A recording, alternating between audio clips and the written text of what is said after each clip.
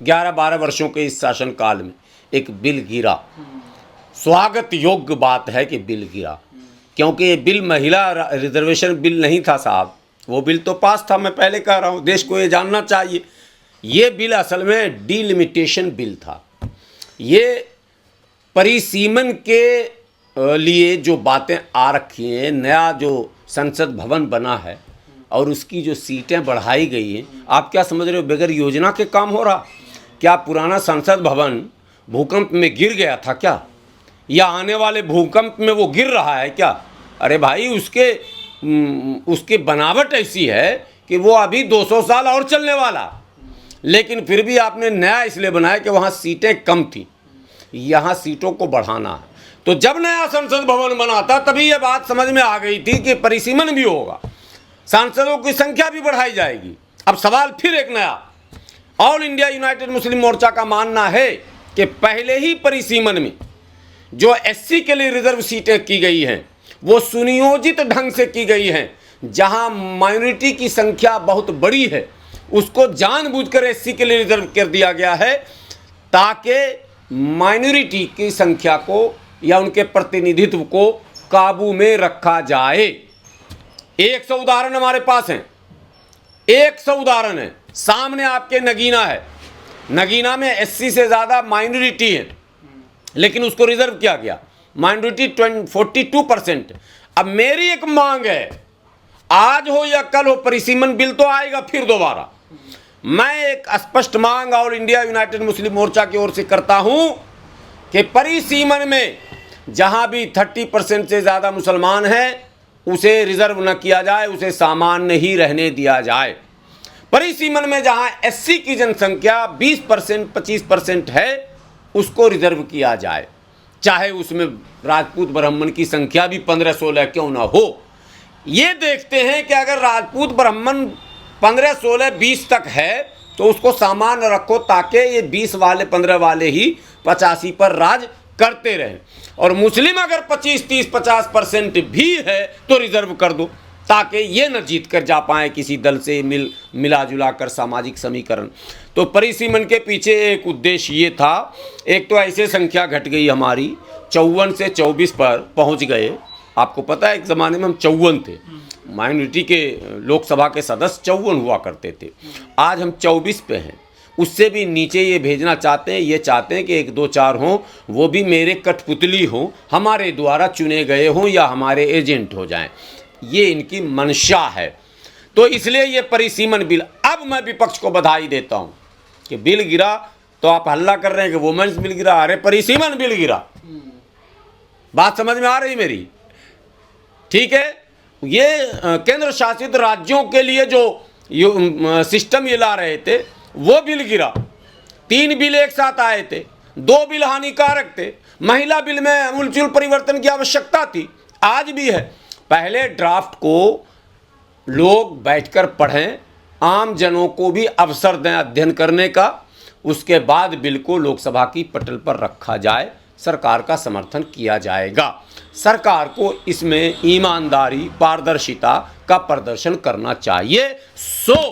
पहली बार मैं विपक्ष को ये बधाई दे रहा हूं कि आपसी भेदभाव को मिटाकर कांग्रेस, सपा, टीएमसी जैसे सभी विपक्षी नेताओं ने गोलबंद होकर वोटिंग में हिस्सा लिया और इस बिल को रोका, वरना ये बिल भी हमारे लिए मुसीबत बनने वाला था। 15% में जब कोटा विदिन कोटा आप कर सकते हो तो 33% में कोटा विदिन कोटा क्यों नहीं होगा? एक आम धारणा है। दलितों, पिछड़ों, आदिवासियों, अल्पसंख्यकों के विषय में इस बात को नोट कर लेने का है कि सामान्य सीट पर इन वर्गों के पुरुष भी टक्कर नहीं दे पाते हैं, तो इन वर्गों की महिलाएं कैसे टक्कर देंगी? स्वाभाविक रूप से आज भी पिछड़े, अति पिछड़े और एससी, एसटी और माइनॉरिटी की महिलाएं जो हैं वो अपर कास्ट की महिलाओं के बराबर में ना तो मैंने शैक्षणिक दृष्टिकोण से हैं, ना सामाजिक दृष्टिकोण से हैं, ना राजनीति में कोई ऐसी विरासत है कि जिसके बल पर वो विल पावर उनका डेवलप हो, पॉलिटिकल विल पावर, वो नहीं हो सकता। तो ऐसे में ये सवाल पैदा होता है कि आप अपर कास्ट की तादाद को बढ़ाने के लिए पर्दे के पीछे से कई वोमेन रिजर्वेशन बिल तो नहीं ला रहे हो। मतलब 33% महिला रिजर्व। अब महिला कौन सी होगी? महिला तो आपने कह दिया, महिला तो सभी जातियों में है, लेकिन महिला सामान्य तौर पर जो राजनीति में अग्रिम पंक्ति में है वो तो अपर कास्ट की महिला है। तो वो 33% वो उनके हाथों में चला जाएगा और ये प्लस सामान्य सीट जो पुरुषों में है वो सब मिलाकर उनकी संख्या बढ़ जाएगी। इसलिए ये विरोध है कि आप 33% में ये तय करें कोटा विद इन कोटा। इस 33% में पिछड़े की महिला कितनी होगी, अति पिछड़े की कितनी होगी, एससी की कितनी होगी, एसटी की कितनी होगी, माइनॉरिटी की कितनी होगी। और अगर माइनॉरिटी शब्द से आपको परहेज है, हमें भी परहेज है, तो आप ओबीसी एससी एसटी का कोटा बना देंगे तो कम से कम ओबीसी और एसटी में माइनॉरिटी के जो मैंने समतुल्य जातियां हैं वो उनकी महिलाएं लड़ लेगी। लेकिन आप सीधे सीधे महिला आरक्षण कह दे रहे हैं। इसमें बेईमानी, इसमें नीयत बहुतों की साफ नहीं है, सिर्फ भाजपा ही नहीं, बहुतों ऐसे पॉलिटिकल पार्टियां हैं जिनकी नीयत इस मामले में साफ नहीं है। इसलिए यूनाइटेड मुस्लिम मोर्चा का मानना है कि जब तक कोटा के अंदर कोटा न तय हो तो ये बिल पास न किया जाए। ये विनती सबसे हमारी है। एक बात, विशेष सत्र संसद का बुलाया गया। पहली बात तो जब सत्र सामान्य रूप से चल रहा था उस समय बहुत सारे बिल आए, पास भी हुए, तो उस समय बिल आना चाहिए था। जो तीनों बिल की बात मैं कर रहा हूँ। लेकिन जहाँ तक महिला आरक्षण विधेयक की बात है, जिसका नाम इन्होंने नारी वंदन और क्या क्या, ये तो नाम देने में तो खैर मोदी जी का कोई जवाब ही नहीं है, तो वो बिल आपके संज्ञान में भी होना चाहिए और देश के लोगों के संज्ञान में होना चाहिए कि ऑलरेडी वो बिल पास हुआ है। वो 2023 में बिल पास हो चुका है, उसके ढिंढोरे भी पीटे जा चुके हैं, उसका क्रेडिट भी लिया जा चुका है, उसकी रैलियां भी हो चुकी हैं, रोड शो भी आदरणीय प्रधानमंत्री जी ने गुजरात में बाकायदा किया था और वाहवाही उसकी लूटी गई थी। तो जो बिल लोकसभा में ऑलरेडी पास हो चुका था उस बिल को इस बिल के साथ इंक्लूड करने का उद्देश्य क्या था, मकसद क्या था? कुछ तो गड़बड़ है, कुछ तो कमी उस वक्त बिल में रह गई थी, जिसके कारण फिर से उसको ड्राफ्ट किया गया, फिर उसको पेश किया गया। तो विपक्ष की आपत्ति को आप नकार नहीं सकते। और विपक्ष का काम क्या है? विपक्ष का काम यही तो है कि सरकार के द्वारा लाए गए सभी प्रस्तावों के बारीकी को वो समझे, समझकर अगर जनहित में है तो समर्थन करे और जनहित में नहीं है तो विरोध करे। विपक्ष को ये महसूस हो गया कि ये बिल महिलाओं के या महिलाओं में विशेषकर, अब शब्द विशेषकर कह रहा हूँ, जो डिमांड ऑल इंडिया यूनाइटेड मुस्लिम मोर्चा पहले से करती आ रही है, जिसके कारण हमारे राष्ट्रीय अध्यक्ष डॉक्टर एजाज अली राज्यसभा से निष्कासित हुए थे, वो भी महिला बिल ही था। और वो बिल कांग्रेस लाई थी, कांग्रेस भी 33% रिजर्वेशन वुमेन्स बिल ला चुकी है। 33% महिलाओं के आरक्षण वाला बिल कांग्रेस ने भी लाया था 13 में, लेकिन उस बिल के खिलाफ भी लोग थे। कारण क्या है, क्यों खिलाफ थे? इस बार विपक्ष क्यों खिलाफ थी और उस बार क्यों खिलाफ थी? उसी 33% महिला आरक्षण विधेयक का भाजपा ने तब विरोध किया था और हमारे संगठन के राष्ट्रीय अध्यक्ष एनडीए के पार्ट थे, नीतीश कुमार की पार्टी से थे, लेकिन तब नीतीश कुमार समर्थन में थे महिला आरक्षण के नाम पर। लेकिन हमारे राष्ट्रीय अध्यक्ष नीतीश कुमार की पार्टी में रहते हुए विरोध कर दिया। उन्होंने कहा नहीं, 33% में जो एससी को आप रिजर्वेशन देते हो सामान्य तौर पर, उसमें तो आपने कोटा विद इन कोटा करवा दिया। आपको पता है ना, बिल पास हुआ कोटा विद इन कोटा वाला जो बवाल हुआ था। माने अब एससी में ये तय होगा कि कौन क्या है, कैसे है, और उसके हिसाब से उसमें अलग अलग जातियों को समाहित किया जाएगा, जो हरियाणा में लागू भी हो गया कोटा विद इन कोटा। कि आदरणीय प्रधानमंत्री जी ने लोकसभा में ये बात कही कि हम जातिगत जनगणना कराएंगे। जातिगत जनगणना प्रधानमंत्री जी की पार्टी के सबसे बड़े सपोर्टर्स पूरे भारत में जेडीयू, जिनका लंबा गठबंधन का अनुभव है, पहले जाति जनगणना होगी तभी तो परिसीमन होगा। यही मैं कह रहा हूं ना।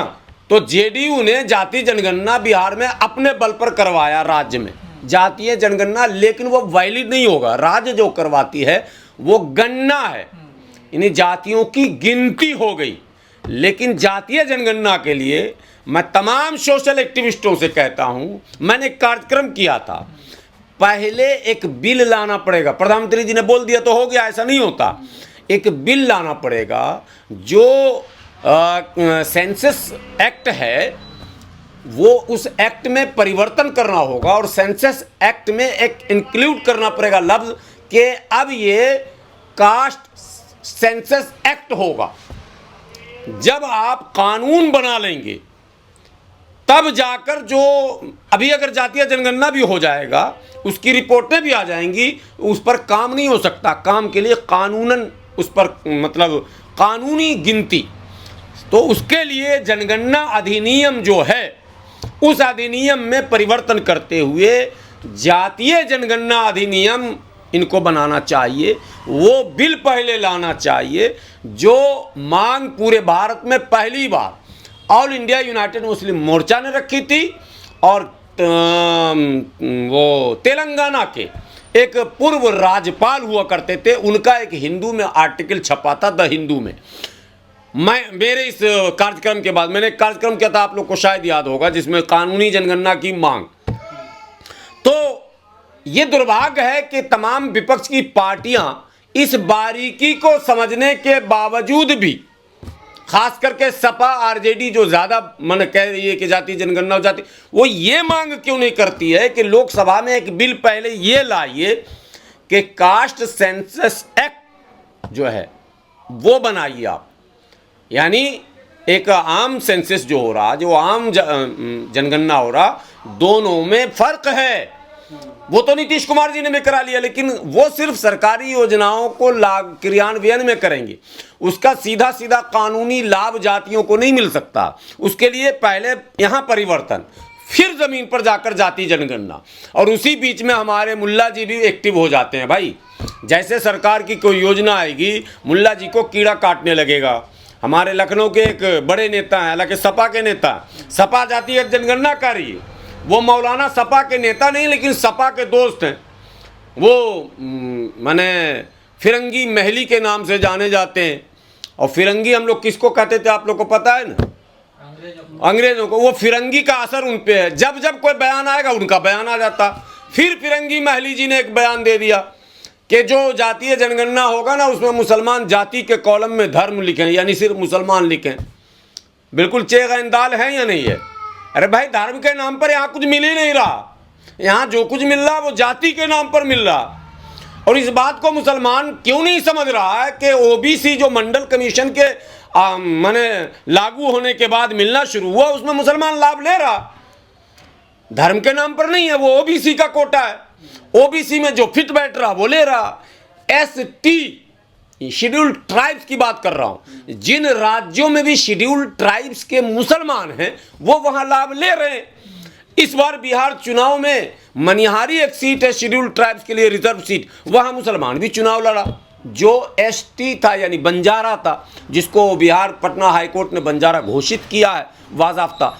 तो जातियों के आधार पर जब मिलना है तो फिर धर्म का खुमार, धर्म का भूत, धर्म का जिन दिमाग से क्यों नहीं निकालते हो? धर्म धारण करने की चीज़, आप नमाज पढ़िए, रोज़ा रखिए, कुरान पढ़िए, हज करिए, ज़कात दीजिए, इस्लाम के सारे हुक्मों पर अमल कीजिए। लेकिन भारत में भारतीय संवैधानिक व्यवस्था, लोकतांत्रिक व्यवस्था में जो सिद्धांत लागू है उस पर अपने समाज को आगे बढ़ाइए, ये भी ज़रूरी है। इसलिए इन बिल के गिरने पर मैं और मेरे जैसे तमाम लोग, विशेषकर ऑल इंडिया यूनाइटेड मुस्लिम मोर्चा खुश है, और इसके लिए हम उन सबों को बधाई देते हैं जिनके कारण ये बिल गिरा और रुका।